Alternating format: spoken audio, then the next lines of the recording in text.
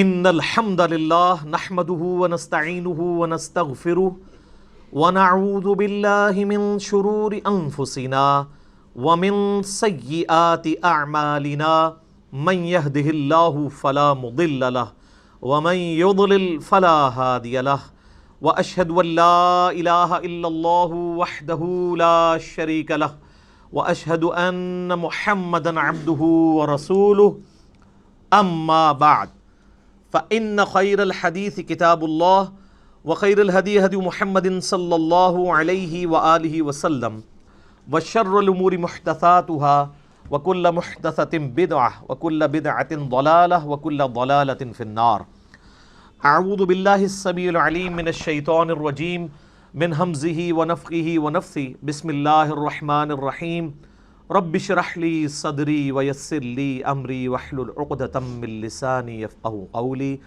بسم الله الرحمن الرحيم. ان الله وملائكته يصلون على النبي يا ايها الذين آمنوا صلوا عليه وسلموا تسليما.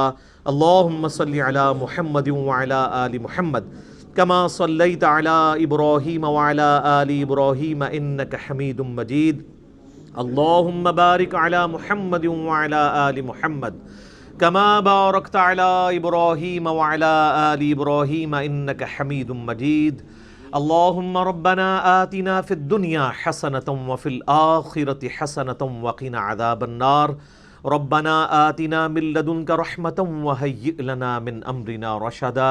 لا إله إلا أنت سبحانك إني كنت من الظالمين. حسبنا اللہ ونعم الوکیل. یا حی یا قیوم برحمتک استغیث ولا حول ولا قوة الا باللہ العلی العظیم. آمین. الحمدللہ آج 27 اکتوبر 2019 کو سنڈے کے دن قرآن کلاس نمبر 02 میں ہم انشاءاللہ تعالی قرآن حکیم کا جو تعارف کا سلسلہ میں نے شروع کیا تھا اس میں 40 پوائنٹس ڈسکس کرنے تھے. 10 پوائنٹس ہم نے پچھلی دفعہ ڈسکس کر لیے تھے. آج کی 55 منٹ کی کلاس میں ہم انشاءاللہ 11 نمبر پوائنٹ سے آن ورڈ سٹارٹ کریں گے انشاءاللہ. علمی پوائنٹ نمبر 11 وہ ہے میرے بھائیوں، قرآن حکیم کا 2/3 حصہ جو ہے وہ مکی قرآن پر مشتمل ہے اور 1/3 حصہ مدنی قرآن پہ ہے. مکی قرآن جو ہے اس کا مرکزی ٹاپک عقیدہ توحید، عقیدہ آخرت اور عقیدہ رسالت ہے، جبکہ مدنی قرآن جو ہے یہ ایڈریس کرتا ہے امت محمدیہ صلی اللہ علیہ وآلہ وسلم جو ایک امت کی فارم میں سامنے آئی، اس کے لیے گائیڈ لائنز کیا ہیں، شریعت کے احکامات کیا ہیں. شریعت کا جو بلو پرنٹ ہے وہ سورۃ البقرہ ہے اور اس کے جو تکمیلی احکام ہیں وہ سورۃ النساء اور سورۃ المائدہ کے اندر آئے ہیں.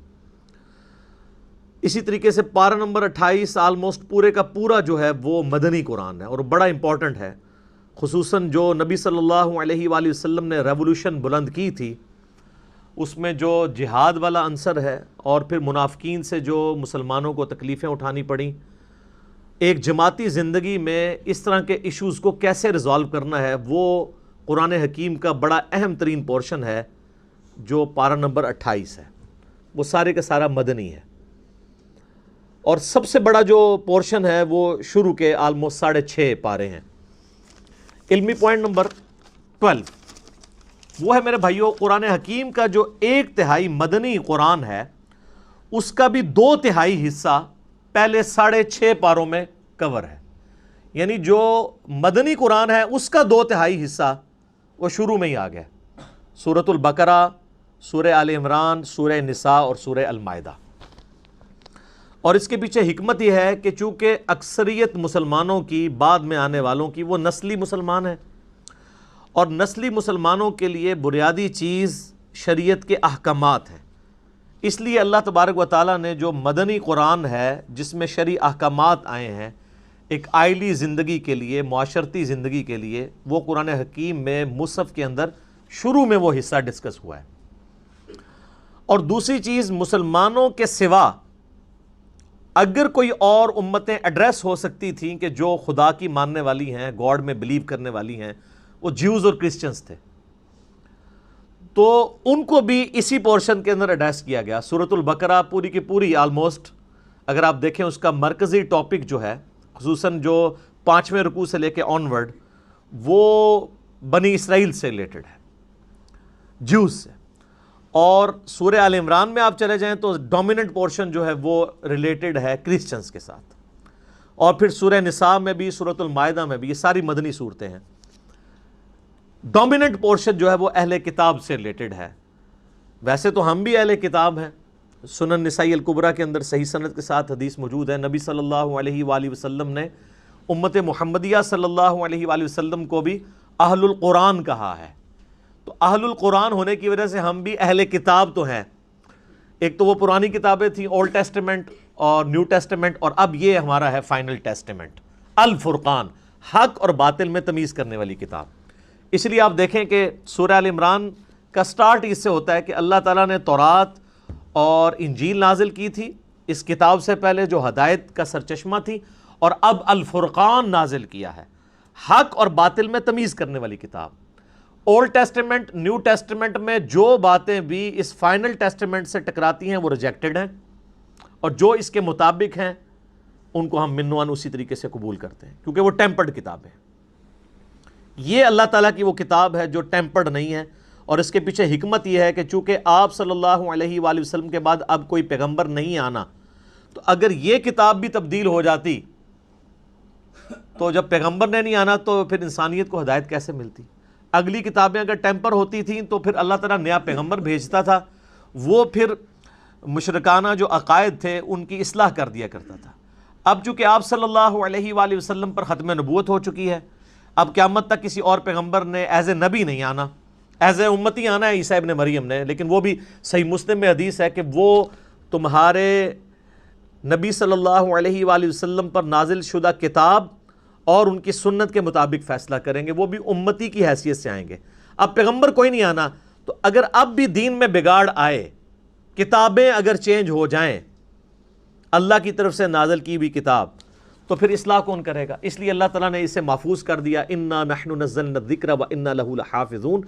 بے شک اس الذکر، دی ریممبرنس، بڑی یاد دلانے والی، اللہ کی یاد دلانے والی کتاب، اس کو ہم نے نازل کیا اور ہم ہی اس کی حفاظت کرنے والے ہیں۔ تو اس کے اندر حکمت ہے، چونکہ نبی علیہ السلام کی نبوت قیامت تک کے لیے ہے، لہٰذا آپ صلی اللہ علیہ وآلہ وسلم کی کتاب کو اللہ تعالیٰ نے قیامت تک کے لیے محفوظ کر دیا۔ آج اگر کسی کو ہدایت ملنی ہے تو اسی کتاب کے ذریعے ملنی ہے۔ یہ اللہ تعالیٰ کی طرف سے بہت بڑا انعام ہے امت محمدیہ صلی اللہ علیہ وآلہ وسلم کے لیے۔ تو جیوز اور کرسچنس کو ایڈریس کیا گیا اس مدنی پورشن کے اندر، مسلمانوں کو ایڈریس کیا گیا۔ ظاہر مسلمان بھی اہل کتاب اس اعتبار سے ہیں کہ ہم بھی اہل القرآن ہیں، قرآن بھی اللہ کی کتاب ہے، نہ صرف کتاب ہے بلکہ کلام بھی ہے۔ علمی پوائنٹ نمبر 13، میرے بھائیو، قرآن حکیم آج بھی عربک لٹریچر کی چوٹی کی کتاب ہے، اور جب لٹریچر کی بات ہوگی پھر ریلیجن سے ہٹ کر جو لٹریچر کی فیلڈ کے لوگ ہیں، ایکسپرٹس ہیں، ان کی رائے کو مانا جائے گا۔ یعنی اگر آج آپ انگلش زبان میں بات کریں گے، انگلش زبان کے کسی لفظ کے اوپر بحث کریں گے، اس کی پروننسیشن کیا ہے، تو آپ آکسفورڈ ڈکشنری کی طرف جائیں گے، اور بعض اوقات ڈکشنری میں بھی وہ چیزیں اس طریقے سے موجود نہیں ہوتی ہیں جو نسل در نسل ایز اے لنگوسٹک چل رہی ہوتی ہیں۔ آج ایک نان مسلم گورا وہ اتھارٹی ضرور مانا جائے گا انگلش زبان میں، اور ایک مسلمان کو صرف مسلمان ہونے کی وجہ سے انگلش میں اتھارٹی نہیں مانا جائے گا جب تک وہ انگلش لٹریچر کو جانتا نہیں ہوگا۔ بالکل اس طریقے پر اس وقت بھی آپ کو پتہ ہے آلموسٹ 1.5 کروڑ 150 لاکھ کوپٹک کرسچنز ہیں جو نسلاً کرسچنز ہیں، اور وہ عربک لینگویج ان کی مادری زبان ہے۔ ان میں بھی چوٹی کی بک کے طور پر، اللہ کی کتاب کے طور پر نہیں، لیکن عربک لنگوسٹک کی چوٹی کی بک کے طور پہ قرآن حکیم کو مانا جاتا ہے، پڑھایا جاتا ہے۔ جوز بھی مانتے ہیں کہ یہ ان کے چلے یہ عقیدہ ہے کہ یہ نبی علیہ السلام کی یعنی لکھی ہوئی کتاب ہے، اللہ کی کتاب نہیں مانتے، لیکن وہ یہ مانتے ہیں کہ یہ عربک لنگوسٹک کا شاہکار ہے یہ کتاب۔ اور میں یہاں پہ آپ کو ایک اور بات بھی بتا دوں، علمی پوائنٹ نمبر 14 ہے وہ، کہ قرآن حکیم کسی بھی اعتبار سے کسی ڈکشنری کا محتاج نہیں ہے، کیونکہ کسی بھی زبان کی جو ڈکشنری ہوتی ہے وہ زبان کے بعد وجود میں آتی ہے، زبان پہلے وجود میں آتی ہے۔ آج تک آپ، اب ہماری مادری زبان پنجابی ہے یا اردو ہے، ہم نے اس کو ٹینسز کے ذریعے، ڈکشنری کے ذریعے نہیں سیکھا، بلکہ اپنے ماں باپ کے ذریعے سیکھا ہے۔ اور اگر آپ نے واقعی شستہ اردو سیکھی ہوئی ہے، جیسے لکھنؤ کے یا بریلی کے لوگ، یو پی کے لوگ جو شستہ اردو بولتے ہیں، تو ان کو کسی اردو کی ڈکشنری کی ضرورت نہیں ہے اپنی زبان کو ویریفائی کروانے کے لیے، کیونکہ وہ ڈکشنری سے سپیریئر ہیں۔ ڈکشنری تو دوسری زبان کے لوگوں کو اپنی زبان سمجھانے کے لیے بنائی جاتی ہے۔ یعنی اگر انگلش لنگوسٹک کے لوگوں نے اس کے ٹینس ڈیوائز کیے تو اس لیے نہیں کہ گوروں کو ان ٹینسز کی ضرورت تھی، اس لیے کہ جو انگریزی سیکھنا چاہیں نا وہ اس طریقے سے سیکھے۔ اسی طریقے سے اردو کے جو ہم ٹینسز پڑھتے رہے ہیں تھوڑا بہت انفارمیشن کے طور پہ، وہ اس لیے نہیں کہ ہمیں اردو سکھائی جائے، وہ اس لیے کہ اگر کوئی نان اردو سیکھنا چاہے تو اس کے لیے آسانی ہو۔ اسی طریقے سے جن لوگوں نے عربی سیکھنی ہے ان کے لیے عربی ڈکشنری ہے، جو لوگ عربی جاننے والے لوگ ہیں ان کو ڈکشنری کی ضرورت نہیں ہے۔ اسی لیے کئی ایک چیزیں آپ ڈکشنری میں ایسے دیکھیں گے کہ جو کسی رول میں بیٹھتی نہیں ہیں عربک زبان میں، وہ مستعمل ہوتی ہیں، ڈکشنری کے پوائنٹ آف ویو سے وہ غلط ہوتی ہیں۔ یہ میں اس لیے آپ کو بتا رہا ہوں کہ کتنے نان مسلمز ہیں جنہوں نے قرآن حکیم کی عربی لنگوسٹک کے اوپر بھی اعتراض کیے ہیں، باقاعدہ اس کے اوپر مناظرے رکھے ہوئے ہیں۔ جو کاپٹک کرسچنز ہیں یا جیوز ہیں جو بائی برتھ عربک لینگویج جاننے والے لوگ ہیں، انہوں نے عربک زبان کی ڈکشنری کے مطابق قرآن حکیم میں کچھ غلطیاں ہائی لائٹ کی ہیں کہ یہاں پر یہ لفظ نہیں یہ والا لفظ آنا چاہیے تھا۔ مثال کے طور پر قرآن حکیم میں آپ کو کئی جگہ ملے گا کہ اللہ تعالیٰ انبیاء کرام علیہ السلام کو پلورل کے سیغے سے مخاطب کرتا ہے، جمع کے سیغے سے، لیکن بعد میں جو بات ہو رہی ہوتی ہے وہ سنگولر کے سیغے میں۔ یعنی قوم عاد نے رسولوں کا انکار کیا، وہ کہتے ہیں جی قوم عاد نے تو ایک رسول کا انکار کیا تھا، یہ جمع کا سیغہ کیوں آیا ہے؟ تو اب قرآن حکیم صرف لٹریچر کی کتاب نہیں ہے، یہ ایک دعوت بھی ہے، تذکیر بھی ہے، نصیحت بھی ہے۔ تو پھر ہم ان کو بتاتے ہیں کہ چونکہ قرآن کی ڈاکٹرائن یہ ہے کہ جس نے ایک رسول کا انکار کیا اس نے سارے رسولوں کا انکار کیا۔ لا نفرق بین احد من رسلی، ہم رسولوں میں ایمان لانے میں فرق نہیں کرتے۔ آج اگر کوئی شخص سارے انبیاء کو مانے، عیسیٰ ابن مریم کا انکار کر دے علیہم السلام، چاہے وہ نبی علیہ السلام کے لیے اپنی جان بھی دینے کے لیے تیار ہو جائے، ہم اسے کافر کہیں گے، کیونکہ ایک پیغمبر کا انکار بھی سارے نبیوں کا انکار ہے۔ تو جب کہا جاتا ہے کہ قوم عاد نے رسولوں کا انکار کیا، قوم سمود نے رسولوں کا انکار کیا، وہ کہتے ہیں جی جمع کے سیغے سے بات کیوں ہو رہی ہے، انہوں نے تو وقت کے ایک پیغمبر کا انکار کیا تھا۔ تو ہم کہتے ہیں کہ انہوں نے ایک وقت کے پیغمبر کا انکار کر کے گویا سارے پیغمبروں کا انکار کر دیا، پوری اس ڈاکٹرائن کا انکار کر دیا۔ تو اس طرح کی وہ پھر عربی لنگوسٹک کے اعتبار سے وہ غلطیاں نکالنے کی کوشش کرتے ہیں۔ تو یاد رکھیے گا کہ قرآن حکیم کی عربک کو کبھی بھی آپ نے عربی ڈکشنری سے نہیں سمجھنا، بلکہ عربک جو مستعمل ہے عرب کے بادیہ نشین لوگوں کی، اس کے مطابق سمجھنا، جو میں نے پچھلی دفعہ بتایا تھا کہ قرآن حکیم جو آراب تھے، پینڈو لوگ، گاؤں کے رہنے والے لوگ، بادیہ نشین ریگستانوں میں رہنے والے لوگ، ان کے ڈائلیکٹ میں قرآن حکیم نازل ہوا ہے، اور آج وہ اسی طرح کی عربی بولتے ہیں۔ ویسے تو قرآن حکیم کی برکت سے آلموسٹ عربک جو ہے وہ فریز ہو چکی ہوئی ہے۔ مصر کے اندر تھوڑا بہت فرق ہے عربک لینگویج کا، لیکن وہ چند ایک الفاظ میں پچھلی دفعہ ڈسکس کر چکا ہوں، اس لیے میں اس کو لے کے نہیں چلوں گا آگے۔ اور میں آپ کو بتاؤں کہ کئی مسلمان بھی ہیں جنہوں نے صرف قرآن حکیم کو سپیریئر ثابت کرنے کے لیے عربی ڈکشنری کے باقاعدہ خود قرآن حکیم میں ڈکشنری کے پوائنٹ آف ویو سے جو غلطیاں بنتی ہیں نا وہ نکال کے کتابیں لکھی ہوئی ہیں کہ ڈکشنری تو یہ کہتی ہے قرآن میں یہ لفظ اس طرح آیا ہے۔ اور وہ اس لیے نہیں کہ وہ قرآن کی غلطی نکال رہے تھے، بلکہ وہ بتانا چاہ رہے تھے کہ قرآن حکیم سپیریئر ہے ڈکشنری پہ، ڈکشنری تو بعد میں بنی ہے۔ تو وہی پھر وہ اٹھاتے ہیں کچھ لوگ اور وہ کہتے ہیں نہیں قرآن میں یہ فالٹ یہ فالٹ یہ فالٹ، باقاعدہ اس کے اوپر مناظرے بھی ہوئے ہیں، مسلمانوں نے پھر اس کو کلیریفائی بھی کیا ہے، کتابیں بھی لکھی گئی ہیں اس ٹاپک کے اوپر۔ علمی پوائنٹ نمبر 15، قرآن حکیم میرے بھائیوں ہمارے محبوب صلی اللہ علیہ وآلہ وسلم نے اپنی مبارک زندگی میں خود لکھوایا تھا۔ اس کی ایک ایک آیت، اس کی صورتوں کی ترتیب، اور کس جگہ پہ کون سی آیت مکمل ہوتی ہے، کون سی صورت پہلے ہے کون سی بعد میں ہے، سورۃ الفاتحہ سے لے کر سورۃ الناس تک ایک ایک ٹائنیز ڈیٹیل یہ ہمارے محبوب صلی اللہ علیہ وآلہ وسلم نے خود لکھوائی ہے ریٹن فارم میں۔ قرآن بھی کہتا ہے نا الذی علم بالقلم، قرآن حکیم کی جو پہلی 5 آیات سورۃ العلق کی نازل ہوئی ان میں اللہ تعالیٰ نے پین کے بارے میں کہا ہے کہ پین کے ذریعے، قلم کے ذریعے اللہ نے علم کو سکھایا ہے، نسل در نسل علم ٹرانسفر ہوا ہے پین کے ذریعے۔ اب اسی کی ماڈرن فارم آپ کے سافٹ ویئرز ہیں، پی ڈی ایفس ہیں، جو کچھ بھی ہیں، الٹیمیٹلی پین ہی ہے نا، چاہے وہ ان پیج میں آپ ٹائپ کر لیں یا مائکروسافٹ آفس میں ٹائپ کر لیں، وہ پین ہی ہے ماڈرن فارم میں، سافٹ فارم میں۔ تو نبی علیہ السلام وہی لکھواتے تھے، پھر وہی لکھوانے کے بعد پھر آپ کراس چیک کرتے تھے۔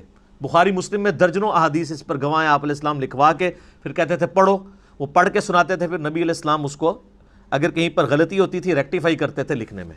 اور پھر سورۃ القیامہ میں اللہ تعالیٰ نے باقاعدہ اس چیز کو ایڈریس کیا ہے کہ نبی صلی اللہ علیہ وآلہ وسلم کو اللہ تعالیٰ نے حکم دیا کہ جب قرآن نازل ہو آپ اپنی زبان کو تیزی سے حرکت نہ دیا کریں کہ اسے کریم کر لیں، ہمارے ذمے ہے آپ کو اس قرآن کو یاد کروانا اور اس کا بیان بھی۔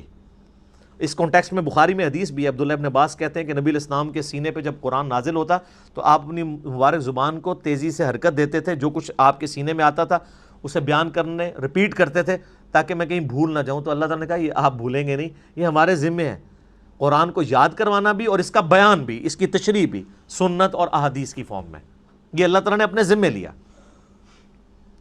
آپ علیہ السلام لکھواتے تھے، پھر کاؤنٹر ویریفائی کرتے تھے، سنتے تھے، حتیٰ کہ بخاری میں آتا ہے کہ نبی علیہ السلام سے ہر سال حضرت جبرائیل علیہ السلام دورہ قرآن کیا کرتے تھے۔ جتنا قرآن نازل ہوا ہوتا تھا نا، آپ علیہ السلام حضرت جبرائیل کو سنایا کرتے تھے اسی ترتیب سے، کون سی آیت کس جگہ پہ رکھی ہوئی ہے، کس صورت میں۔ یہ اکٹھی تو نہیں نازل ہوئیں، بعض مکی صورتیں ایسی ہیں ان میں مدنی آیات ہیں، وہ اللہ تعالیٰ نے وحی کے ذریعے بتایا کہ جو مصحف لوح محفوظ میں اس کی ترتیب یہ ہے، آپ نے اس طریقے سے امت کو لکھوانا ہے۔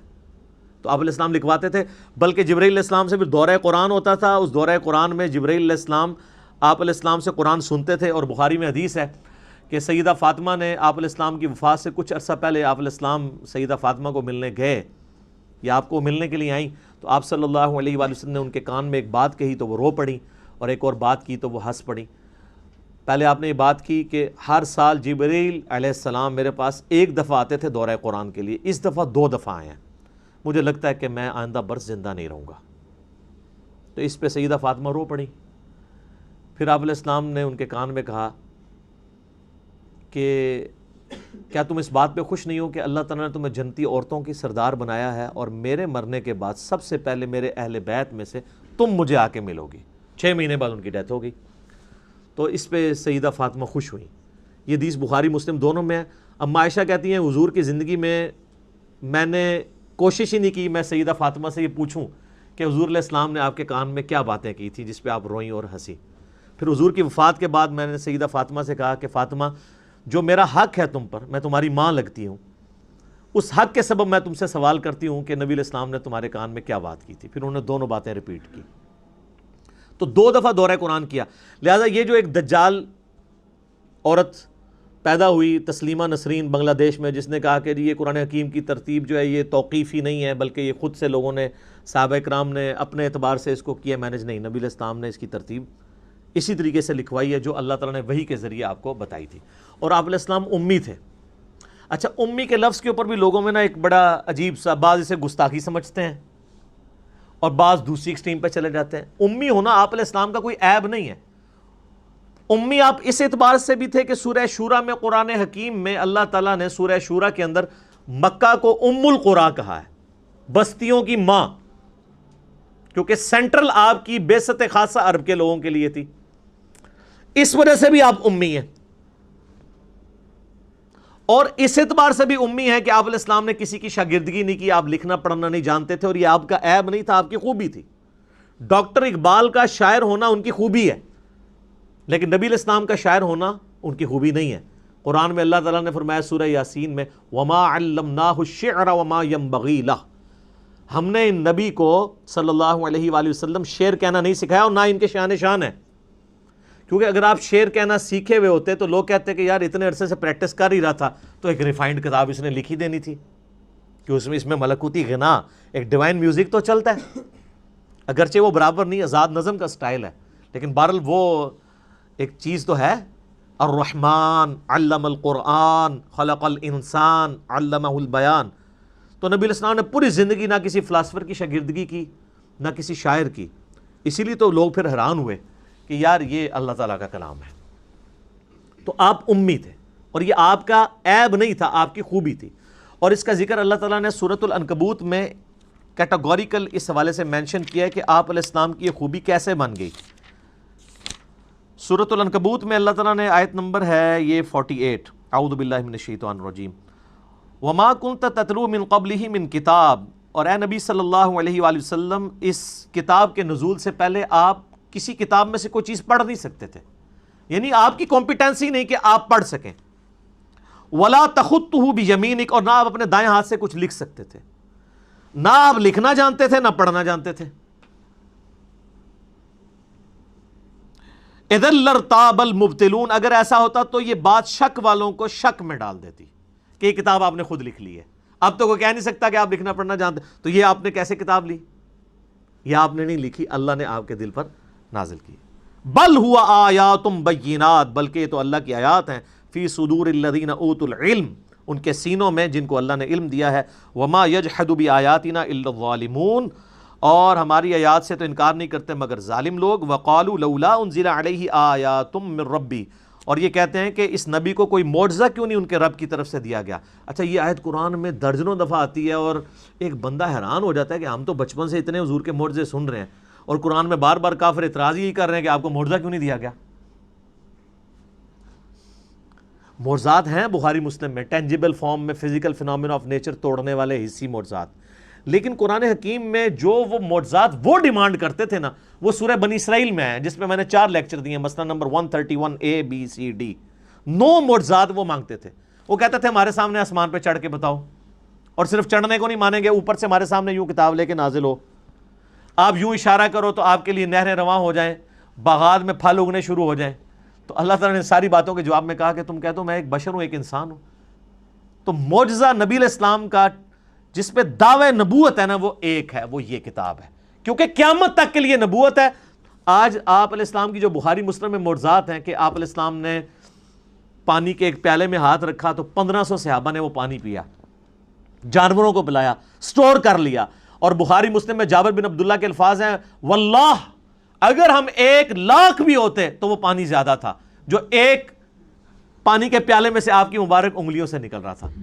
اور واللہ یہ معجزہ جو ہے نا حضرت موسیٰ کے معجزے سے بھی بڑا ہے۔ حضرت موسیٰ علیہ السلام تو پتھر پہ آسا مار کے پتھر سے پانی نکل آتا ہے، گوشت میں سے پانی نہیں نکلتا، لیکن اس کو دعوی نبوت کے لیے کلیم نہیں کیا گیا، یہ تو صحابہ کے سامنے ہوا۔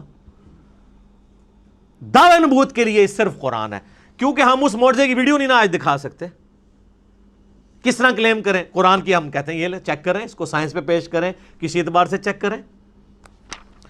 تو ادھر ہی اللہ تعالیٰ نے اس ٹروتھ کو ریویل کیا۔ یہ کہتے ہیں یہ کافر کہ نبی علیہ السلام پہ معجزہ کیوں نہیں نازل کیا گیا؟ قل انما الآیات عند اللہ، اے نبی فرما دیجئے کہ معجزے تو اللہ کے پاس ہیں، وانما انا نذیر مبین، اور میں تو صرف ڈر سنانے والا ہوں۔ اولم یکفیہم، کیا ان کے لیے یہ معجزہ کافی نہیں ہے؟ انا انزلنا علیک الکتاب یتلی علیہم، کہ ہم نے ان کے اوپر کتاب نازل کی ہے جو ان پہ تلاوت کی جاتی ہے۔ یعنی نبی علیہ السلام کا واحد معجزہ کیا ہے؟ قرآن۔ یہ بڑا مشکل ٹاپک ہے، کیونکہ اس ٹاپک کو ڈسکس کریں گے تو گستاخی کا فتویٰ لگ جائے گا۔ اچھا جی باقی معجزات کو نہیں مانتے؟ وہ مانتے ہیں، کلیم نہیں کرتے ان کو نبوت کی دلیل پہ، کیونکہ ہم اس کو پیش نہیں کر سکتے۔ کون فزیکلی اس کو چیک کروا سکتا ہے؟ آج جوس پیش کر سکتے ہیں حضرت موسیٰ علیہ السلام کا عصا نکال کے بھی لے آئے، وہ تابوت سکینہ میں کہتے ہیں پڑا ہوا ہے، لے آؤ، لاؤ اسے اجدا بنا کے بتاؤ؟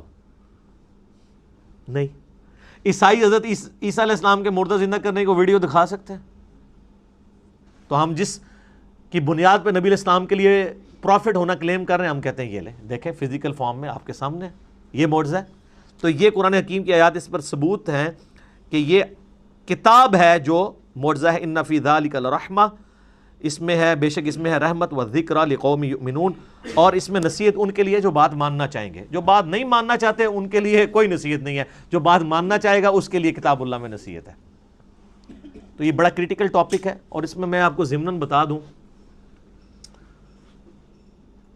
بخاری مسلم میں ڈیٹیلڈ احادیث ہیں. نبی علیہ السلام پہ جو پہلی وحی نازل ہوئی تھی غار حرا میں، وہ سٹارٹ یہ حدیث اس سے ہوتی ہے، مشکات میں آپ کو 30 جلد میں مل جائے گی، کہ جب نبی علیہ السلام کی مبارک زندگی کا 40واں سال آیا تو آپ صلی اللہ علیہ وآلہ وسلم کا اچانک دل دنیا سے اچاٹ ہو گیا. آپ بڑی ایک ڈائنامک لائف گزار رہے تھے، کامیاب مکے کے تاجر تھے، مکے کی امیر ترین عورت کے ساتھ آپ کی شادی ہوئی تھی، اور آپ ہر مکے کے رہنے والے ہر شخص کی آنکھوں کا تارا تھے، صادق اور امین تھے. اچانک ایک بندہ جو اتنا ایکسٹروورٹ ہو، گھر سے وہ کھانا پیک کر کے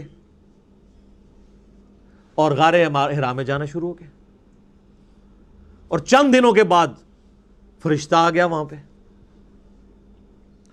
تو نیچے لوگوں نے یہ بھی سوچنا شروع کر دیا کہ یار یہ اکیلا غار میں بیٹھے رہتا تھا، ہو سکتا ہے اس پہ کوئی آسیب کا سایہ ہو گیا ہو. لیکن جب کلام سنا تو میں نے پچھلی دفعہ وہ زماد والی حدیث سنائی تھی نا، تو کتنا اثر ہوا ان کے اوپر. تو سیدہ خدیجہ کھانا باندھ کے دیا کرتی تھی. آپ کے بزرگ تو 2 سال تک کچھ کھاتے نہیں ہیں، لیکن نبی صلی اللہ علیہ وآلہ وسلم اپنا کھانا گھر سے لے کے جایا کرتے تھے. یہ ہے سچائی جو بخاری مسلم میں، وہ ہیں کہانیاں. تو وہاں پہ سیدہ عائشہ کے الفاظ ہیں بخاری مسلم دونوں میں، کہ آپ پہ جب پہلی وحی نازل ہوئی تو فرشتہ انسانی شکل میں آیا اور اس نے آپ علیہ السلام کو کہا اقرا، پڑھ. تو نبی علیہ السلام نے کہا ما انا بقاری، میں تو پڑھا لکھا نہیں ہوں، امی تھے آپ. دوسری بار کہا، تیسری بار کہا، پھر اس نے آپ علیہ السلام کو سینے سے لگایا اور بھینچا، اور پھر کہا اقرا بسم ربک الذی خلق خلق الانسان من علق، اقرا، اور آگے وہ یعنی 5 آیات پوری. تو پھر نبی علیہ السلام نے اس کو ریپیٹ کیا. اس حدیث میں یعنی ان لوگوں کے موقف کو تائید حاصل ہوتی ہے جن کا یہ موقف ہے کہ نبی علیہ السلام کے سامنے کوئی لکھی ہوئی تختی پہ یہ آیات لائی گئی تھی. کیونکہ اگر اقرا سے مراد یہ ہوتا کہ میرے پیچھے پیچھے ریپیٹ کرو، وہ تو بچہ بھی ریپیٹ کر لیتا ہے. اس کے لیے اس کو یہ نہیں کہنا پڑتا، اس کی زبان ہے کہ میں پڑھا ہوا نہیں ہوں. یعنی کوئی چیز ریٹن فارم میں آپ کے سامنے لا کے رکھی گئی اور آپ کو کہا گیا. اور یہ بھیجنے کی برکت یہ ہوئی کہ آپ علیہ السلام نے وہ لکھا ہوا بھی پڑھ لیا. لہٰذا یہ جو سورۃ العنکبوت کی آیت ہے نا، کہ اس قرآن کے نزول سے پہلے آپ کتاب سے کچھ پڑھ نہیں سکتے تھے، تو اس کا مطلب ہے اس کتاب کے نزول کے بعد اللہ نے آپ کو یہ معجزہ بھی دے دیا کہ آپ پڑھ لیتے تھے. یہ ڈائریکٹ استعداد آپ کے اندر پیدا ہو گئی. پھر آپ نے وہ آیات پڑھی، پھر آپ واپس آئے کانپتے ہوئی حالت میں، سیدہ خدیجہ کو کہا مجھے کمبل اڑا دو، انہوں نے تسلی دی. بخاری مسلم کے الفاظ ہیں کہ آپ یتیموں کے پر سرے جو ہے وہ شفقت، دست شفقت رکھتے ہیں، آپ محتاجوں کا جو ہے وہ حاجت پوری کرتے ہیں، آپ مہمان نوازی کرتے ہیں، آپ جو تنگ دست لوگ ہیں ان کی مدد کرتے ہیں. اللہ تعالیٰ آپ کو کبھی بھی بے یار و مددگار نہیں چھوڑے گا. پھر وہ ورقہ ابن نوفل جو ان کے کزن تھے، جو ایک کرسچن تھے، ان کے پاس لے گئیں. انہوں نے جب یہ باتیں سنی تو انہوں نے کہا یہ وہی ہے جو موسیٰ علیہ السلام کے پاس آئی تھی، عنقریب آپ کی قوم آپ کو اس شہر سے نکال دے گی. تو نبی علیہ السلام نے کہا مجھے یہ نکال دیں گے، یہ تو مجھ سے بڑی محبت کرتے ہیں. انہوں نے کہا آپ سے پہلے جس نے بھی توحید کی بات کی ہے اس کے ساتھ اس کی قوم نے یہی کچھ کیا. اگر میں اس وقت تک زندہ رہا تو میں آپ کی مدد کروں گا. لیکن وہ پہلے ہی فوت ہو گئے. ورقہ ابن نوفل رضی اللہ تعالیٰ عنہ، نبی علیہ السلام کی انہوں نے یعنی جو نبی ہونا ہے اس چیز کو پہچان لیا، حالانکہ وہ نابینا تھے صرف کلام سن کے. تو اس سے پتہ چلتا ہے کہ آپ علیہ السلام بعد میں یعنی پڑھنے کی استعداد آپ میں آ گئی تھی، اور لکھنے کی بھی بالکل ایسا نہیں تھا کہ آپ بالکل کچھ نہیں لکھ سکتے تھے. ان لوگوں کے موقف کو تائید ہوتی ہے کہ وہ یہ کہتے ہیں کہ نبی علیہ السلام اس کتاب کے نزول سے پہلے، الفاظ ہے اس کتاب کے نازل ہونے سے پہلے، نہ آپ دائیں ہاتھ سے لکھ سکتے تھے نہ پڑھ سکتے تھے. کیونکہ بعد میں لکھنا ثابت بھی ہے. میرا یوٹیوب پہ ایک کلپ ہے نبی علیہ السلام کی ہینڈ رائٹنگ، لیکن آپ کو مہارت نہیں تھی لکھنے میں. کیونکہ جس بندے نے کبھی لکھا نہ ہو تو کبھی کبھار وہ لکھے تو مہارت نہیں ہوتی. اور وہ حدیث ہے بخاری میں جو صلح حدیبیہ کا معاہدہ لکھا جا رہا تھا، محمد رسول اللہ کو کٹوایا تھا سہیل ابن عمرو نے، بعد میں خیر مسلمان ہو گئے. کہ ہم تو آپ کو اللہ کا رسول نہیں مانتے، تو آپ محمد بن عبداللہ لکھیں۔ سر عمر سیریز دیکھ لیں، اس میں یہ ساری چیزیں فلمائی ہوئی ہیں۔ تو پھر نبی علیہ السلام نے مولا علی سے کہا، تو انہوں نے کہا یا رسول اللہ میں آپ کا نام نہیں مٹاؤں گا۔ حالانکہ حکم ادب پہ فوقیت رکھتا ہے، لیکن نبی علیہ السلام نے بھی اس چیز کو سمجھا کہ محبت کی وجہ سے ہی کہہ رہا ہے۔ پھر آپ نے فرمایا ایسا مجھے بتاؤ، میں خود کاٹتا ہوں۔ تو بخاری کے الفاظ ہیں، آپ نے محمد رسول اللہ پر لکیر پھیر کے اپنے مبارک ہاتھوں سے محمد ابن عبداللہ لکھا، اور وہ راوی حدیث کہتا ہے کہ نبی علیہ السلام لکھ رہے تھے لیکن آپ لکھنے پہ مہارت نہیں رکھتے تھے، یعنی آپ کی ہینڈ رائٹنگ اتنی واضح نہیں تھی، بہرحال آپ نے جو بھی تھا وہ لکھ لیا۔ یعنی چاند ایک الفاظ لکھنے سے ثابت ہو گیا آپ علیہ السلام تھوڑا بہت لکھ بھی لیتے تھے، پڑھنے کی استعداد آپ میں آ گئی تھی، اور ویسے بھی وہی کو آپ کاؤنٹر ویریفائی کرتے تھے سننے کے بعد۔ کئی کاتبین وہی اس میں یعنی شامل تھے جو جن کی ڈیوٹیز اس حوالے سے نبی صلی اللہ علیہ وآلہ وسلم نے لگائی ہوئی تھی۔ تو یہ امی کو میں نے کلیئر کر دیا کہ امی کا مطلب کیا ہے، یعنی یہ نعوذ باللہ اس کا مطلب کوئی جاہل ہونا نہیں ہے، یعنی آپ علیہ السلام کا یہ معجزہ تھا، اللہ تعالیٰ نے آپ کو اس طریقے سے رکھا۔ جس طرح حضرت عیسیٰ علیہ السلام کا معجزہ تھا کہ وہ یعنی شیرخارگی کی عمر میں بول پڑے تھے، نبی علیہ السلام کا معجزہ یہ تھا کہ 40 سال کی عمر تک پہنچتے ہوئے، یعنی لیونر کیلنڈر کے مطابق اور سولر کیلنڈر کے مطابق 39 ایئرز، لکھنا پڑھنا آپ نہیں جانتے تھے۔ اسی جب یہ کتاب آئی تو کسی نے یہ شک نہیں کیا جو سورۃ العنکبوت میں آیا، تاکہ لوگ شک میں نہ پڑ جائیں کتاب آپ نے لکھی ہے۔ تو یہ اللہ کا ڈیوائن پلان تھا، اس میں فٹ ان یہی پھر سکیم بیٹھتی تھی جو اللہ تعالیٰ نے رکھی، یہ اس کی حکمت ہے۔ علمی پوائنٹ نمبر 16 میرے بھائیوں، قرآن حکیم کی یہ جو موجودہ کتابی شکل ہے، اس کتابی شکل میں پہنچتے ہوئے آلموسٹ 25 سال اس کو لگے ہیں۔ اس 25 سالوں میں نبی علیہ السلام پہ جو قرآن نازل ہوا ہے وہ والے 23 سال شامل نہیں ہیں، اس کے بعد 25 سال لگے ہیں اس شکل میں آتے ہوئے۔ اس کی حکمت میں آپ کو اگلے پوائنٹس میں بتاتا ہوں۔ علمی پوائنٹ نمبر 17 وہ ہے میرے بھائیوں کہ عرب کے لوگوں کو اپنی میموری کے اوپر نا بڑا ناز تھا، وہ چیزیں زبانی یاد رکھتے تھے، کریم کرتے تھے، ان کو اتنی شاعرانہ کلام زبانی یاد ہوتے تھے، ان کے لیے کوئی پرابلم نہیں تھا چیزوں کو زبانی یاد رکھنا، اور اس پہ وہ فخر محسوس کرتے تھے۔ اب اس سینیریو کے اندر جب یہ کتاب نازل ہوئی تو صحیح بخاری میں آتا ہے کہ ابن مسعود کہتے ہیں میں نے 80 صورتیں نبی علیہ السلام سے خود سن کے یاد کی ہیں۔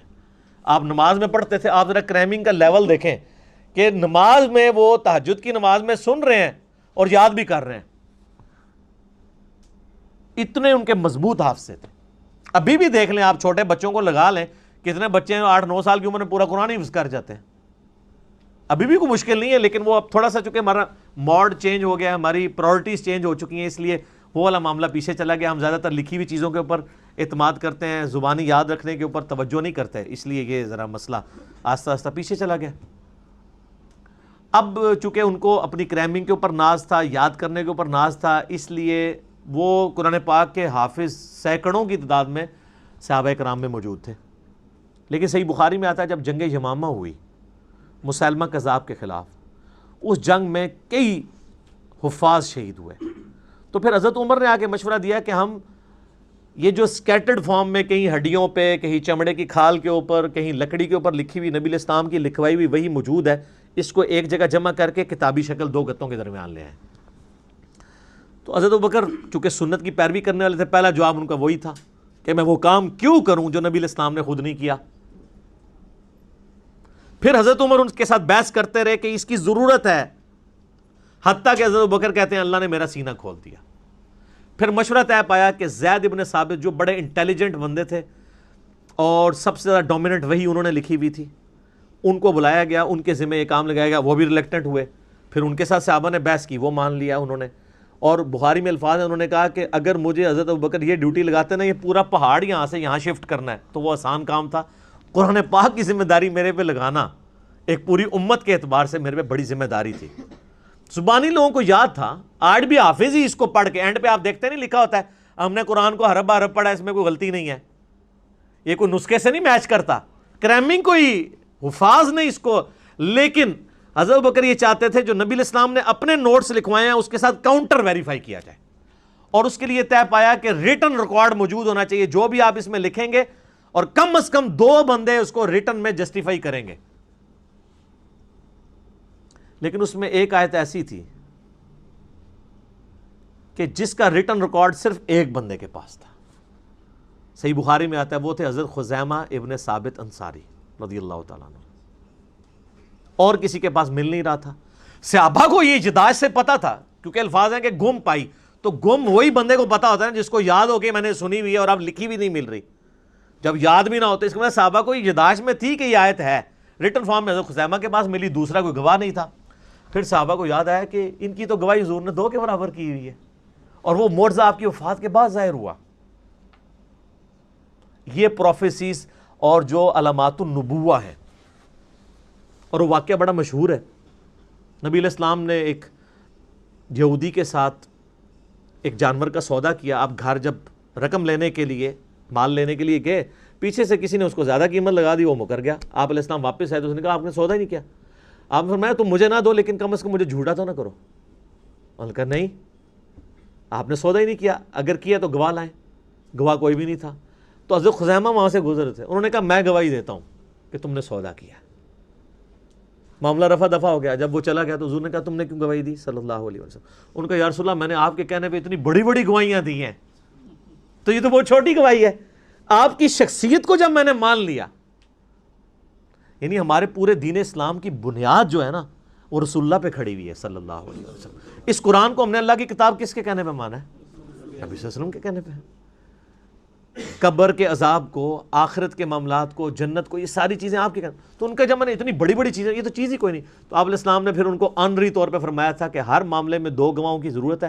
جہاں میرا خزیمہ ایک آ گیا نا تو اس کی گواہی 2 کے برابر مان لینا. اور وہ سر حضرت ابوبکر کے دور میں معجزہ ظاہر ہوا، بخاری میں موجود ہے. وہ پھر اللہ تعالیٰ کے نبی علیہ السلام کو اللہ تعالیٰ نے یہ زندہ معجزہ امت تک ٹرانسفر کیا کہ ان کی گواہی کے اوپر وہ پھر آیات قرآن حکیم میں داخل کی گئی. لقد جاءکم رسول من انفسکم، یہ والی آیات. اور ایک روایت میں کسی دوسری آیت کا ذکر آتا ہے. بہرحال تو یہ ریٹن ریکارڈ کو سامنے رکھا جاتا تھا اور پھر میچ کر کے تو پھر ایک مصحف تیار کیا گیا. وہ مصحف پوری زندگی حضرت ابوبکر کے پاس رہا. حضرت ابوبکر کی وفات کے بعد حضرت عمر کے پاس رہا. حضرت عمر نے اپنی وفات کے بعد ام المومنین اور اپنی بیٹی سیدہ حفصہ کو دے دیا. اور یہ سیدہ حفصہ کے پاس وہ مصحف تھا جو حضرت بکر نے لکھوایا. یہ بخاری کی حدیث یہاں پہ کنکلوڈ ہو جاتی ہے. اب اگلا پوائنٹ، علمی پوائنٹ نمبر 18، وہ ہے کہ قرآن حکیم کی جو قرات ہے، اس کو قریش کی قرات میں سیدنا عثمان غنی رضی اللہ تعالیٰ عنہ نے اسٹیبلش کر کے باقی ساری کی ساری جو ڈائلیکٹ تھے اس میں اگر ریٹن فارم میں بھی تھیں وہ سارے کے سارے نسخے جلوا دیے تاکہ امت میں اختلاف نہ پیدا ہو. وہ بخاری میں حدیث ہے، حذیفہ ابن یمان کہتے ہیں کہ ہم نے آذربائیجان کی جنگ کے لیے، یعنی رشیا کی طرف جب حملہ کرنے لگے حضرت عثمان کے دور میں، تو ہم نے جو رومن اور پرشین امپائر جو مسلمانوں کے انڈر آ چکی تھی قادسیہ اور یرموک کے بعد، ان علاقوں میں ہم لوگوں کو ابھار رہے تھے جہاد کے لیے. جب وہاں پہنچے تو ہم نے لوگوں کو دیکھا کہ وہ ایک ہی قرآن کی صورت کو مختلف ڈائلیکٹ میں پڑھ رہے ہیں، چونکہ ظاہر ہے وہ سارے نان عربک مسلمان ہوئے تھے نا، جسے آج بھی اے بے تے پڑھ رہے ہوتے ہیں ہمارے لوگ. تو حضرت حذیفہ ابن یمان آئے کا بخاری کے الفاظ ہیں، اے امیر المومنین امت کو تباہی سے بچائیں، امت میں تو اختلاف پیدا ہو جائے گا اس طریقے سے. تو حضرت عثمان غنی رضی اللہ تعالیٰ نے اس چیز کو بھانپ لیا. تو انہوں نے کہا کہ وہ جو نسخہ حضرت بکر نے لکھوایا تھا نا وہ سیدہ حفصہ سے لے کے آؤ، اور جہاں پہ کہیں اختلاف آئے اس معاملے میں تو قریش کی قرات میں ریٹن ریکارڈ رکھو. پھر انہوں نے کئی ایک نسخے لکھوائے، اور یعنی حضرت عثمان کے آلموسٹ آپ سمجھ لیں دور کے آخری حصے کی بات ہے. میں نے اس لیے 25 سال کا ذکر کیا تھا.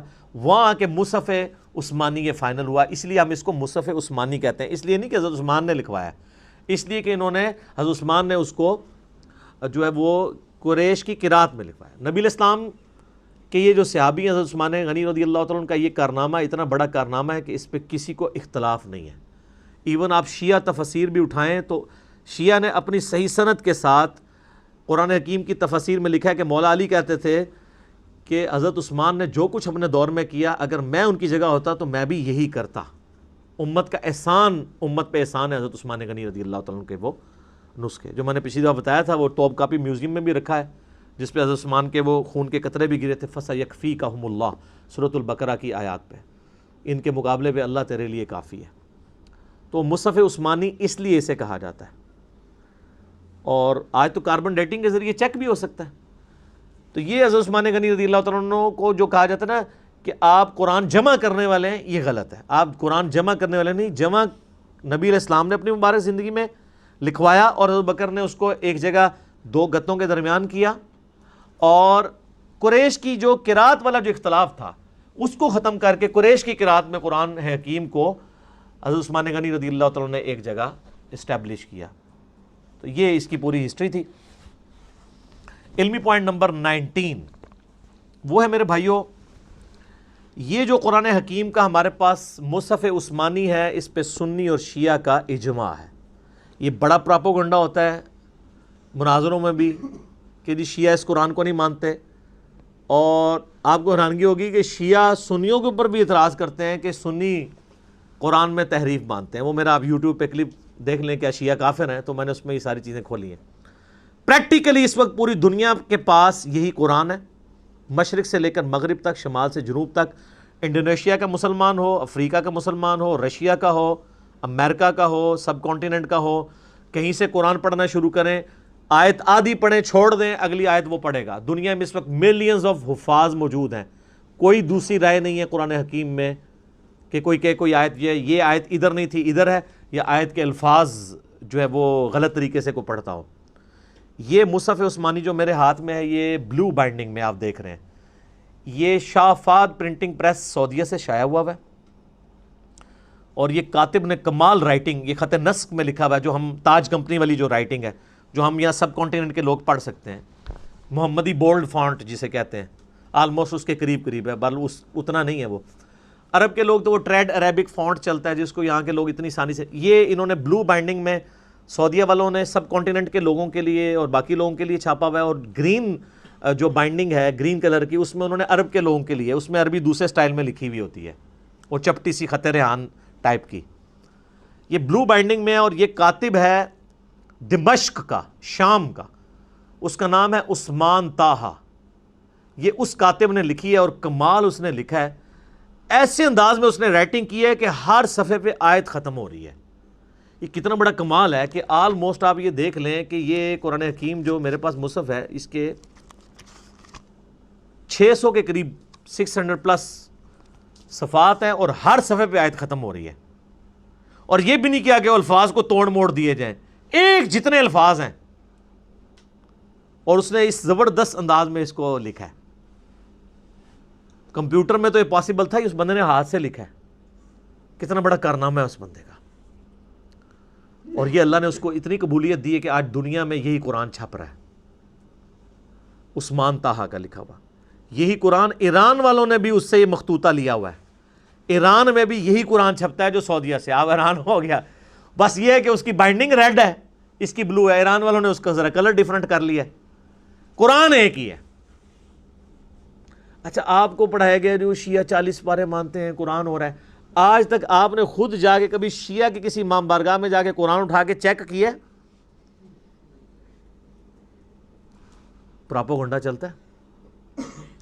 سر جب آپ اس طرح کے جھوٹے پراپیگنڈے کرتے ہیں نا، پھر اس کا نقصان یہ ہوتا ہے کہ جو مخالف ہے نا، وہ اپنے اس عقیدے میں اور کانفیڈنٹ ہو جاتا ہے کہ یہ تو ہے ہی اتنے جاہل ہیں، جو اتنے جھوٹے ہمارے اوپر الزامات لگا رہے ہیں، تو ان کی باقی باتیں بھی غلطی ہوں گی. ایک اور آپ نے بڑا جھوٹ سنا ہوگا، جی وہ شیعہ میں حافظ قرآن کوئی نہیں ہوتا.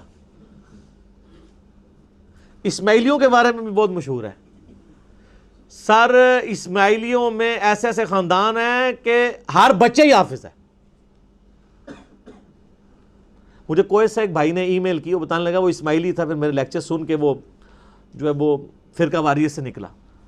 تو مجھے بتانے لگا کہ ہمارے خاندان میں کوئی بندہ ایسا نہیں جو حافظ نہ ہو، لیکن بس حافظ ہی ہے، بلکہ حافظ ہے پنجابی والا، ترجمہ نہیں آتا، عقیدے قرآن کے مطابق نہیں. اور یہاں مشہور کیا ہے جی وہ شیعہ حافظ نہیں ہو سکتا. وہ اس لیے کہ شیعہ کے اندر یہاں پہ اب مدرسے بننے شروع ہیں حفظ کے.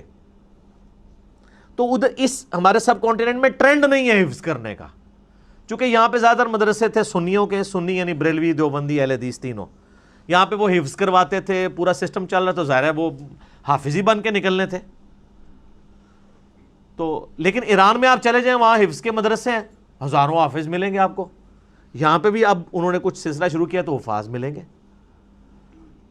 ہمارے پاس ہمارے وہ جو حیدر بھائی آتے ہیں وہ قم یونیورسٹی سے پڑھے ہوئے ہیں، تو وہ حافظ بھی ہیں اور ماشاءاللہ بہترین پروننسیشن ہے ان کی. تو یہ یعنی ایک جھوٹا پراپوگنڈا کیا جی وہ حافظ نہیں ہو سکتا چونکہ یہ قرآن کو مانتے نہیں تھے لہٰذا ان میں حافظ ہی کوئی نہیں ہے. کہانی ہے چل رہی ہے، 40 پارے ہیں، وہ جی 30 پارے وہ 10 پارے وہ کہتے ہیں بکری کھا گئی. اللہ یہ بکری کھانے والی حدیث سنن ابن ماجہ میں ہے. وہ تو شیعہ پیش کرتے ہیں، یہ تو آپ کی کتاب میں لکھا ہے بکری کھا گئی، اور حدیث بھی ٹھیک ہے. وہ بکری کھانے سے کیا ہو گیا؟ یہاں پہ بھی آپ دیکھیں کئی بار قرآن پاک کے نسخے جو ہے دریا میں دریا برد ہوئے ہوتے ہیں، کوئی ڈسپوز آف ہوئے ہوتے ہیں، تو وہ قرآن جو ہے وہ تو اس لکھے ہوئے مصحف کا محتاج ہی نہیں ہے. آج دنیا سے سارے مصحف ختم کر دیں تب بھی قرآن ختم نہیں ہوگا. اسی لیے بخاری میں آتا ہے اللہ تعالیٰ علم جو ہے نا سینوں سے سلب کر کے نہیں نکالے گا بلکہ علماء کو موت دے کر نکالے گا. جب تک سارے حافظ مر نہیں جاتے ہیں نا قرآن نہیں دنیا سے ختم ہو سکتا. لکھا ہوا بے شک سارا ریکارڈ ختم کر دیں. یہ اللہ تعالیٰ نے غیر معمولی حفاظت لی ہے. اسی لیے اب میں آپ کو بتا رہا ہوں کہ مصحف لکھتی کمپنی ہے تاج کمپنی یا ضیاء القرآن پبلیکیشن یا قدرت اللہ کمپنی، لیکن اس کو سرٹیفائی حافظ قرآن کرتا ہے کہ یہ صحیح لکھا ہوا ہے. وہ حافظ قرآن کیا وہ حضرت عثمان کا نسخے کو سامنے رکھ کے میچ کرتا ہے؟ نہیں. جو اس کو کریم کروایا گیا نسل در نسل عملی تواتر سے اجماع سے. اور یہ اتنا سٹرونگ سسٹم ہے کہ امام کعبہ بھی غلطی کرے اسے پیچھے لقمہ مل جاتا ہے. آج تک کسی بڑے سے بڑے عالم نے جب غلطی کی ہو کوئی احترام میں چپ رہتا ہے؟ لقمہ ملتا ہے سر. کوئی پڑھ نہیں سکتا. اب تو خیر ان کے لیے اور مصیبت کھڑی ہو گئی ہے نا. اب لوگوں نے smart phone air flight mode میں رکھے ہوتے ہیں. پہلے تو حافظ اتنی لمبی چھلانگیں مار جاتے تھے تراویح میں تو وہ سامع کے ساتھ ملی بھگت ہوتی تھی کہ جو اس کو ویک پورشن یاد ہوتا تھا اس پہ چھلانگ مار دیتا تھا. اب چھلانگ مار ہی نہیں سکتا. اس لیے حفاظ کی بھی چھانٹی ہو رہی ہے. اب پکے حافظ ہی صرف قیام اللیل کروا سکتے ہیں رمضان کا، کچے حافظ کروا بھی نہیں سکتے، پکڑے جائیں گے، چھلانگ مار ہی نہیں سکتے.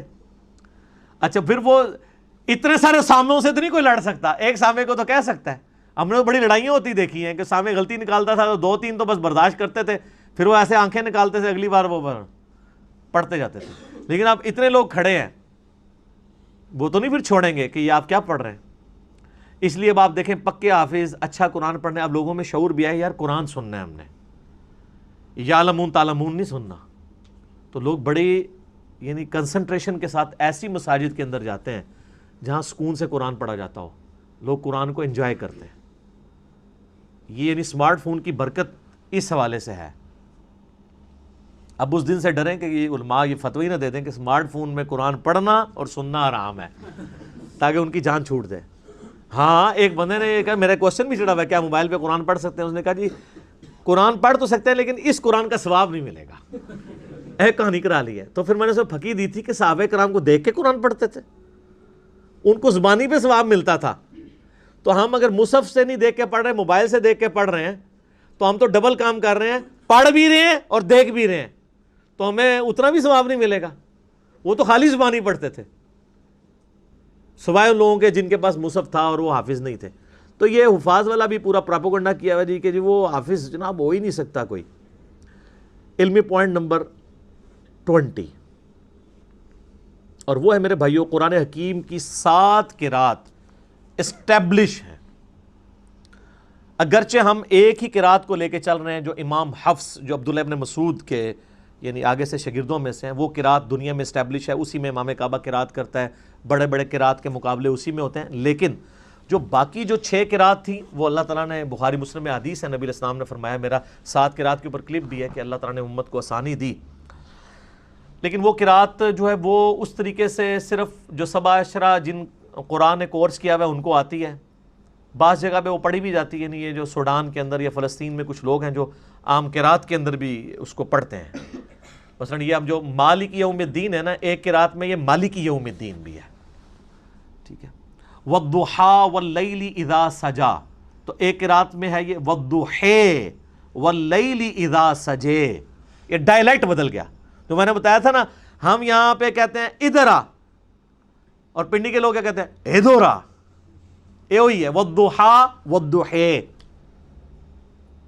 تو یہ مختلف قرات چل رہی ہیں. اور اب سعودی عرب نے 7 قرات والے قرآن بھی چھاپ دیے ہیں. ہر قرات کا قرآن لادہ سے یعنی پڑھنے کے. ویسے تو عرب کے لوگوں کو تو یہ جو اعراب ہے، یا اس کو حرکات کہنا اپروپریٹ ورڈ ہے، اعراب تو نہیں کہنا چاہیے، اعراب تو وہ حالت ہوتی ہے جس میں وہ حرکات زبر زیر پیش کی وجہ سے چلا جاتا ہے۔ یہ ایک لفظ آراب ہے، آراب کہتے ہیں پینڈو لوگ، بادیہ نشین۔ قالت الاعراب آمنا، اعراب ایک لفظ ہے اعراب زیر کے ساتھ، جو ہم اپنی لنگوسٹک میں اسے زبر زیر پیش کہتے ہیں، ویسے اپروپریٹ ورڈ اس کے لیے حرکات ہے۔ ان حرکتوں کی وجہ سے، حرکات کی وجہ سے جو اعرابی حالت بنتی ہے نا، وہ یعنی عربی لنگوسٹک کے پوائنٹ آف ویو سے، جیسے کہ ویسے لفظ ہے حالت رفع میں ہوتا ہے لفظ محمدن، لیکن دروشی میں کیا ہے؟ محمدن۔ کیوں؟ علی آ گیا، اللہم صلی علی محمدن۔ لیکن اذان میں محمدن ہے، کیوں؟ انا آ گیا، انا کی وجہ سے پیش زبر میں بدل گیا، اشہد ان محمد در رسول اللہ۔ کلمے میں ہم پڑھتے ہیں محمد الرسول اللہ، اور اذان میں پڑھتے ہیں محمد در رسول اللہ، اور دروشی میں محمدن۔ زبر زیر پیش کا فرق دیکھا آپ نے؟ تو یہ مختلف حالتیں آ جاتی ہیں۔ تو یہ حرکات کی عرب کے لوگوں کو ضرورت نہیں ہوتی ہے۔ عرب کے لوگوں کو آپ سمپل زبر ڈال کے دینا اور وہاں پر کھڑی زبر آتی ہو جو ڈبل کھینچی جاتی ہے، ایک الف کے برابر 2 حرکت، وہ اس کو ڈبل ہی کھینچیں گے، ان کی زبان پہ چڑھے گا ہی نہیں۔ تھوڑی بہت جن لوگوں کو عربی کے ساتھ شغف ہے نا، وہ بھی اگر الفاظ پڑھیں گے نا تو ان کو فوراً غلطی پتہ چل جائے گی، یار یہ اس طرح نہیں ہے، یہ لفظ اس طرح ہو ہی نہیں سکتا۔ الفاظ کی یعنی کھینچنے کے اعتبار سے حروف مدہ جو ہیں یا حرکات ہیں یا حروف لین ہیں، وہ ان کو پتہ چل جاتا ہے۔ مجھے خود کئی بار پتہ چل جاتا ہے، وہ زبان پہ چڑھتا ہی نہیں ہے لفظ۔ پھر مجھے تو چونکہ عربی میں نے کورس بھی پورا کروایا ہوا ہے، اللہ کے فضل سے 5.5 لاکھ سے زیادہ لوگ دیکھ چکے ہیں۔ 2 سال میں جو قاری کورس کراتے ہیں نا قرات کا، میں نے اس کو 90 منٹ کے اندر سارا پورے کا پورا ہی کور کر دیا اللہ کے فضل سے۔ وہ 90 منٹ کوئی دیکھ لے ایک نشیز میں بیٹھ کے، وہ ایک قاری کے برابر شاید اس سے بھی اچھی کر لے اگر وہ اس رولز کے مطابق چلنا شروع کر دے، وہ مشکل نہیں ہے۔ تو یہ جو 7 قرات ہیں قرآن حکیم کی اسٹیبلش ہیں، اور ابن مسعود کے بارے میں آتا ہے بخاری مسلم میں کہ وہ معوذتین آخری 2 سورتوں کو قرآن کا حصہ نہیں مانتے تھے، لیکن یہ چیز جو ہے نا، وہ بعض لوگ تو کہتے ہیں یہ روایتیں جعلی ہیں، لیکن میں نے یہ روایتیں ٹھیک ہیں۔ اصل میں عبداللہ ابن مسعود ان کو دعاؤں کے طور پہ مانتے تھے، اور بعد میں انہوں نے رجوع کیا، کیونکہ امام حفص کی جو قرات ہم تک چل رہی ہے، جو اس وقت امام عاصم حفص کی، وہ ابن مسعود کی قرات ہے، تو اس میں تو معوذتین موجود ہیں، پوری دنیا کے مسلمان اسے لکھتے ہیں اور پڑھتے ہیں، ایز اے قرآن اسے یاد کرتے ہیں۔ اس لیے ہم کہتے ہیں صحابہ کا اجماع حجت ہے، انڈیویجول کسی صحابی کی رائے غلط ہو سکتی ہے، اجماع پہ اللہ کا ہاتھ ہے، جو مسلم الحاکم میں 399 نمبر حدیث ہے کتاب العلم چیپٹر میں، کہ اللہ تعالیٰ میری امت کو کبھی گمراہی پہ جمع نہیں ہونے دے گا، جماعت پہ اللہ کا ہاتھ ہے۔ جماعت پہ پوری امت جو بات مان رہی ہوگی نا، وہ بات ایسی ہوگی اجماع امت، اس پہ اللہ کا ہاتھ ہے۔ انڈیویجولی کسی بندے کی رائے غلط بھی ہو سکتی ہے، امت کا اجماع جو ہے نا وہ حفاظت کرتا ہے۔ ٹھیک ہو گیا؟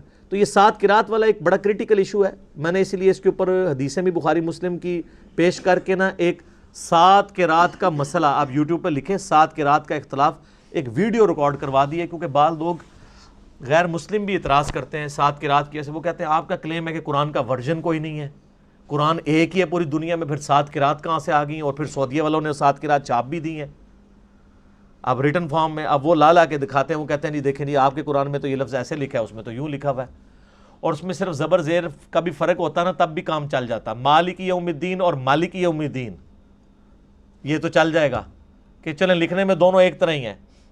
ملک لکھے نا، ایک لفظ ہے ملک فرشتے کو کہتے ہیں، ایک لفظ ہے ملک بادشاہ کو کہتے ہیں، ملوکیت والا۔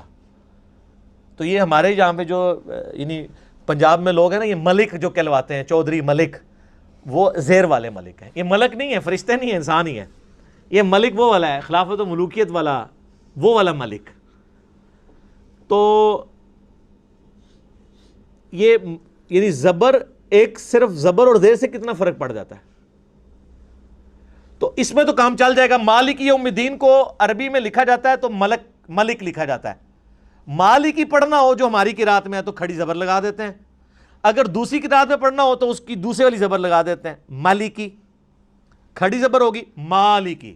اب یہ لفظ تو اپنی جگہ موجود ہے، صرف اس کی حرکات کی تبدیلی کی وجہ سے اس میں فرق پڑ گیا، یہ تو آپ کو ہضم ہو جائے گا۔ لیکن جو صحیح بخاری میں ہے کہ ابن مسعود جو ہیں واللیل اذا یغشا والنہار اذا تجلی وما خلق الذکر والانثی، یہ ہمارے مصحف میں ہے، وہ ماں کے بغیر پڑھتے تھے وخلق الذکر والانثی، اس میں تو ماں ہی پورا غائب ہے، تو وہ پھر کافر لے آتے ہیں، وہ کہتے ہیں دیکھیں جی آپ کے اس میں لفظ میں ماں موجود ہے، اس میں ماں موجود نہیں ہے، لیکن معنوں میں فرق نہیں پڑتا۔ اس طرح کئی اور الفاظ ہیں۔ ایک قرات جو ہمارے پاس ہے لقد جاءکم رسول من انفسکم، تمہارے پاس رسول آئے تمہاری جانوں میں سے، تمہاری سپیشیز سے۔ ایک قرات میں لفظ ہے انفاسکم، اس کا مطلب ہو جائے گا تم میں نفیس ترین، بیک وقت دونوں معنی درست ہیں، وہ تو کام چل جاتا ہے، مسئلہ یہاں پہ آ کے ہوتا ہے۔ اسی لیے اہل تشیع میں کئی لوگ ہیں جن کا یہ موقف ہے کہ یہ 7 قرات فراڈ ہے، اگر ہم 7 قرات کو ماننا شروع کر دیں گے تو قرآن ڈاؤٹ فل ہو جائے گا۔ لیکن پرانے اہل تشیع میں اور اہل سنت سب کے سب 7 قراتوں کو مانتے ہیں، سوائے جو چند ماڈرن اسکالر ہیں، لیکن اس سے انکار ممکن نہیں ہے، 7 قرات ہیں، اس کی وجہ سے کوئی عقائد میں نظریات میں فرق نہیں پڑتا، نہ اس کو تماشا بنانا چاہیے، اور اگر کوئی ان 6 قرات کا انکار بھی کر دے ہم اس کی کوئی تکفیر نہیں کریں گے۔ امت صرف اسی ایک قرات کی پابند ہے جو مشرق سے لے کر مغرب تک، شمال سے لے کر جنوب تک پوری دنیا کے مسلمانوں کے ہاتھ میں، اور وہ یہ جو قرآن چھپ رہا ہے، جو میں نے بتایا بلو بائنڈنگ میں، عثمان طٰہٰ دمشق کا رائٹر ہے، اس کے ہاتھ کی یہ لکھی ہوئی سعودیہ سے چھپتی ہے، اور یہی رائٹنگ اسی کا مخطوطہ ایران والوں نے ریڈ کلر کی بائنڈنگ میں چھاپتے ہیں۔ آپ چلے جائیں تو آپ کو مل جائے گا۔ ابھی صرف 20 پوائنٹ کور ہوئے ہیں، 10 پچھلی دفعہ، 10 اس دفعہ۔ ابھی قرآن حکیم کے کئی ایک اور امپورٹنٹ چیزیں ہیں جو اگلے 20 ٹاپکس میں امید ہے اگلی 2 لیکچرز کے اندر انشاءاللہ تعالیٰ کور ہو جائیں گے۔ اللہ تعالیٰ سے دعا ہے جو حق بات میں نے کہی اللہ تعالیٰ ہمارے دلوں میں راسخ فرمائے، اگر میرے منہ سے جذبات میں کوئی بات نکل گئی تو اللہ تعالیٰ ہمارے دلوں سے ہی محو کر دے اور ہمیں معاف بھی کر دے، ہمیں کتاب و سنت کی تعلیمات پر عمل کر کے دوسرے بھائیوں تک پہنچانے کی توفیق عطا فرمائے۔ اللہم صلی علی محمد وعلی آل محمد کما صلیت علی ابراہیم وعلی آل ابراہیم انک حمید مجید۔ اللہم بارک علی محمد وعلی آل محمد کما بارکت علی ابراہیم وعلی آل ابراہیم انک حمید مجید۔ سبحانک اللہم وبحمدک اشہد ان لا الہ الا انت استغفرک واتوب الیک وما علینا الا البلاغ المبین۔ جزاکم اللہ خیرا۔